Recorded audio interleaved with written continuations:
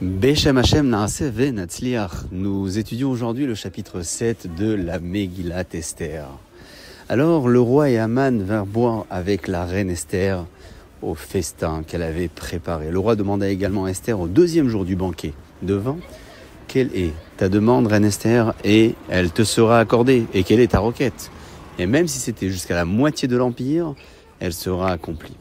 La reine Esther répondit en disant: si j'ai trouvé grâce à tes yeux, mon roi, et si cela plaît au roi, puisse-t-on à ma demande me faire don de la vie?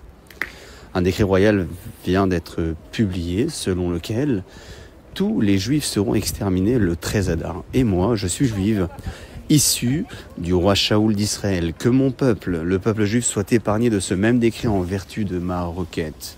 Car notre ennemi a payé des mercenaires pour exécuter ce décret. Et mon peuple et moi, nous avons ainsi été vendus à ces mercenaires qui sont là pour nous détruire, nous exterminer, nous anéantir. Aurions-nous été vendus comme serviteurs et servantes et le roi aurait gardé l'argent? Ou aurions-nous même été réduits à l'état d'esclaves du roi, nous et nos descendants à jamais? Que j'aurais gardé le silence, car nous aurions au moins eu le droit de vivre et le roi aurait tiré quelques profits du décret. Mais puisque le décret vise simplement à nous anéantir, il est évident que l'oppresseur ne prend nullement en considération la perte pour le roi, car mon peuple est fait de contribuables productif. Le roi Assuérus, Achashverosh, dit à Esther, non pas par l'intermédiaire d'un émissaire, puisqu'il savait à présent qu'elle était issue d'une lignée royale, mais dit à la reine Esther directement: qui est-il et où est-il celui qui a osé agir ainsi?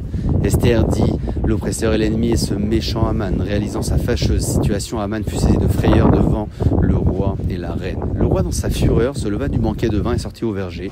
Haman se leva cependant afin de supplier la reine Esther de lui épargner la vie, car il vit que le roi était résolu à lui porter atteinte. Pour exaspérer le roi davantage encore, un ange poussa Haman sur le divan de la reine Esther. Ainsi le roi entra du verger dans la salle où se déroulait le banquet de vin et vit Haman tomber sur le canapé sur lequel Esther était assise.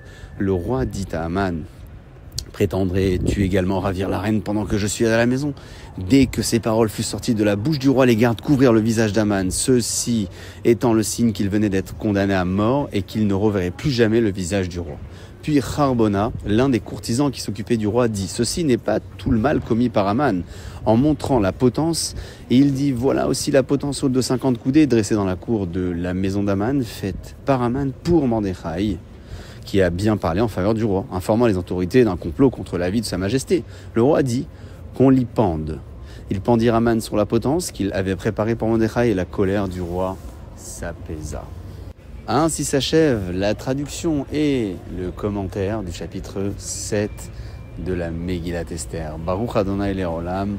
Amen ve Amen.